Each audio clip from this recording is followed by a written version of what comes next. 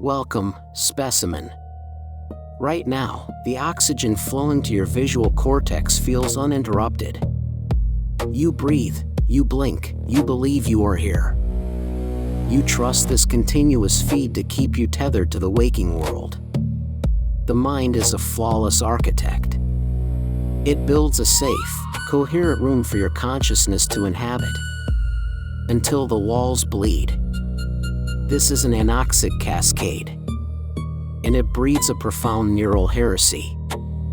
You have likely fainted, or stood too fast, feeling the edges of your vision narrow into terrifying black. That is merely the vestibule. When the heart truly stops, the resulting cortical revision is not always a peaceful tunnel of comforting light. Sometimes, the dying brain fabricates a localized, inescapable hell. Let us diagnose this somatic glitch.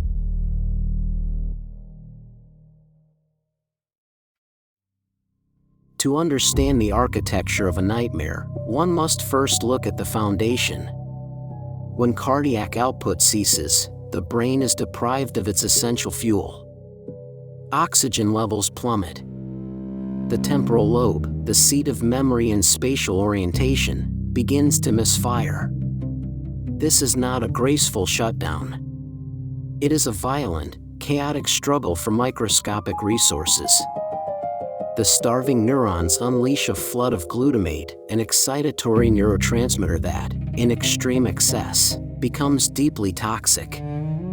This chemical deluge creates a phantom taxonomy of experiences, categorizing impossible horrors as empirical fact. The dying brain is not transcending to a higher plane, it is hallucinating wildly under the crushing stress of asphyxiation. The amygdala, the primal center for terror, activates completely without the rational suppression of the prefrontal cortex. Let us trace the geometry of this panic. The visual cortex, desperate for input from eyes that no longer see, begins to construct imagery from the dark noise of the dying nervous system. You are entirely at the mercy of this decaying hardware. If your heart were to stop right now, your own memories would be weaponized against you, twisted into a cellular apostasy that turns your past into a landscape of judgment and torment. Your consciousness becomes trapped in a recursive loop of its own terror. Pause. Before the near-death experience deepens, a brief word from your examiner. If this anatomy of fear is serving its purpose, subscribe. Every new subscriber is another specimen willing to study what was never meant to be taught. Another mind that refuses to look away. And if this case file deserves wider distribution, a like costs you nothing. It tells the algorithm where to send the others. We continue the dissection. The distressing near-death experience, or dNDE, takes three primary clinical forms. The first is inverse, the void. The absolute, crushing realization of non-existence, perceived by a mind still fighting desperately to exist. It is an eternity of sensory deprivation, entirely devoid of the comforting white light the charlatans sell to the grieving. The second form is the void inverted into a hellscape. Here, the brain stitches together a mnemonic scar from your deepest, unspoken anxieties. It pulls from cultural iconography, religious guilt, and repressed trauma. You feel the heat of imaginary flames, the crushing weight of spectral entities, the sensation of being dragged irrevocably downward. This is not a journey to the underworld. It is the underworld being born within the sulci of your own deteriorating gray matter. The biological machine is breaking down, and its final output is pure, unadulterated suffering. Your final moments are spent as a prisoner of a failing organ that refuses to die quietly.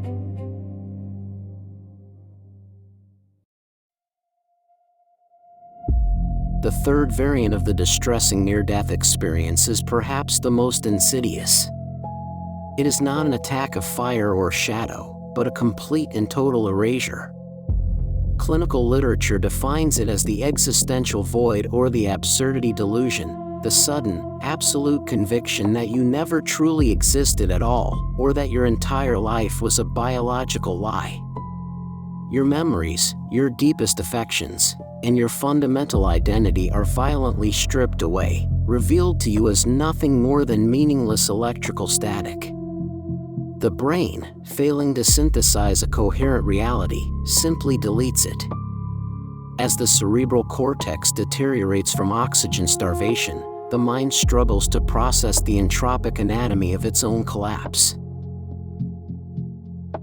Survivors of this specific trauma do not report demons. They report the sudden, horrifying realization that the universe is a sterile, mocking machine, and that they are merely a disposable cog grinding to a halt. You might find yourself suspended in a vast, geometric space, forced to witness your own consciousness being dismantled gear by gear, memory by memory. This is where the ego is butchered before the body even flatlines. Consider your present state.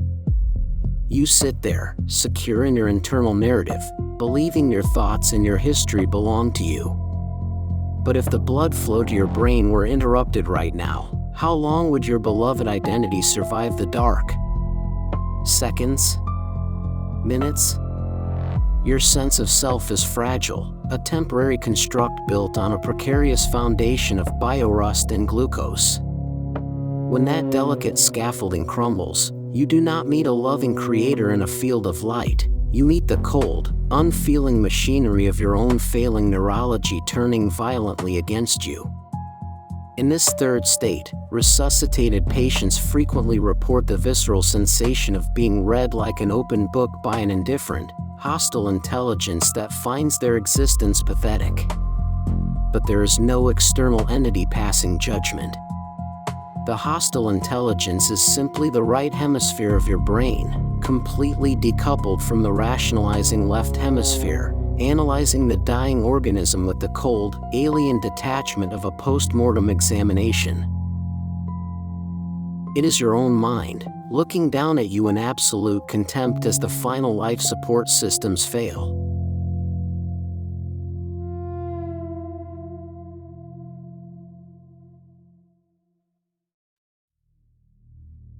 The medical establishment celebrates resuscitation. The flat line is broken, the chest rises, and the monitors chime with the rhythm of salvation. They call it a miracle. They do not understand that the organism returning to the waking world is not the same specimen that left it. The brain has survived its execution, but it carries an immense epigenetic debt, a permanent, physical rewriting of the organism's stress response, etched deep into the marrow. The architecture of the mind is now built on a foundation of absolute distrust. When you open your eyes in the intensive care unit, breathing through plastic tubes, you will assume the worst is over. You are wrong. The nightmare has merely changed its venue. You are now a prisoner of a nervous system that has seen the void and cannot unsee it. The mundane world, the hum of fluorescent lights, the faces of your family, the feeling of sheets against your skin, will feel thin, papery, like a poorly constructed stage set ready to collapse into static. This is the chronic phase of the somatic rebellion. The surviving brain, having successfully hallucinated a terrifying hellscape or experienced total existential erasure, no longer trusts its own sensory inputs. It constantly searches the waking reality for the horrors it mapped in the dark. A shadow in the corner of the room is no longer just an absence of light, it is a predator waiting to drag you back. A sudden drop in blood pressure, a missed breath before sleep, triggers a paralyzing terror, a visceral flashback to the Anoxic descent. The physiological trauma manifests in the very fluids of the body. Every surge of adrenaline is a harsh reminder, a hemolemph script written in panic and circulating through veins that remember dying. You will walk among the living, you will simulate normalcy, but you are a ghost animating a traumatized shell. You know the truth of the anatomy. You know that beneath the fragile veneer of consciousness lies an aggressive, indifferent machine waiting to devour you the moment your heart skips a beat. The terror does not fade with time. It calcifies into a permanent, waking dread.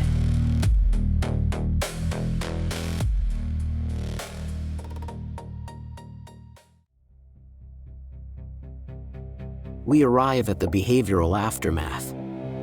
The clinical profile of compulsion following a distressing near-death experience is not merely psychological, it is driven by a profound, biological obsession. The survivor's brain, desperate to rationalize the irrational trauma it was forced to endure, begins to obsessively catalog its own morbidity. This is a desperate attempt to regain control over the uncontrollable. They become fixated on the mechanics of their own demise. They obsessively study anatomy, eschatology, and the precise chemistry of decay. Their mind transforms into a necrotic narrator, constantly whispering the exact physiological steps required for their heart to fail again. You might find this morbid fascination repulsive from the safety of your screen. But imagine if your own body had betrayed you so completely. If your very biology had dragged you to the edge of the abyss without warning, you, too, would spend every waking hour anticipating the next sudden drop in blood pressure. You would scour dusty medical texts in the dead of night, looking for the secret to outsmarting the organic cage you are trapped inside. This compulsion is physically written into the flesh vellum of the survivor. The basal ganglia, responsible for habit formation, becomes severely miswired by the trauma. It loops the terrifying memory, forcing the individual to recreate, research, or obsess over elements of their anoxic nightmare. They compile a frantic, obsessive viscera-verse, documenting every skipped heartbeat, every shortness of breath, and every minor somatic anomaly as if it were the undeniable prelude to their final dissolution.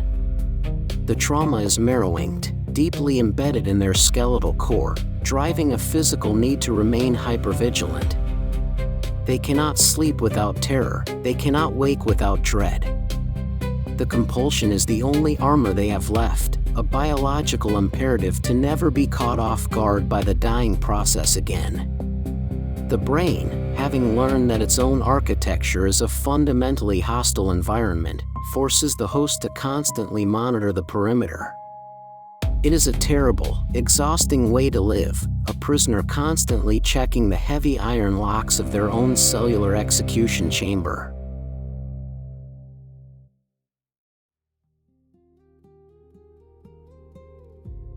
We reach the terminus of the Anoxic descent. The distressing near-death experience is not a spiritual failing, nor is it a punishment handed down by some divine arbiter. It is, fundamentally, a desperate, violent somatic soliloquy. When the human organism realizes it is irreversibly dissolving into nothingness, it screams. And that profound, silent scream is rendered in the only language the failing brain truly understands: sheer, unadulterated biological terror. Do not mistake the mind's final, localized hellscape for any grand cosmic truth or hidden dimension. These terrifying visions are merely the frantic, dying spasms of a wet, electrical machine collapsing under the crushing weight of its own entropy.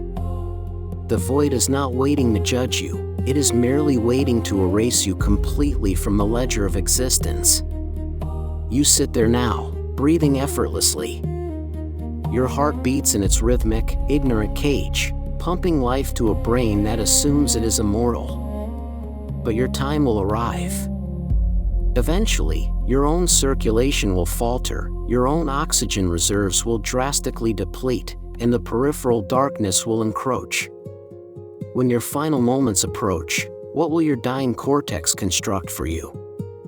Will it gift you a peaceful, comforting lie, or will it author an ossuary scripture composed entirely of your deepest, most intimate, and unspoken dread? You cannot control this final output. You cannot bargain with a starving organ. You can only hope that when your personal terminus arrives, your neurology is merciful enough to simply switch off without a fight. We must preserve these grim records before the ink completely fades into the bone palimpsest of our collective ruin. The machinery of death is unrelenting, and our only defense is to document its methodology. If this dissection has illuminated the terrible darkness waiting just behind your own eyes, engrave your permanent mark upon this ledger, subscribe to the moral coil. Leave your morbid reflections in the comments below, or written testament to your temporary survival. And if this terminal anatomy warrants observation by other fragile, unaware specimens, leave a like to guide the algorithm's cold scalpel toward them. This specimen file is now sealed. The coil grows only when its specimens multiply. We are not finished. We have never been finished.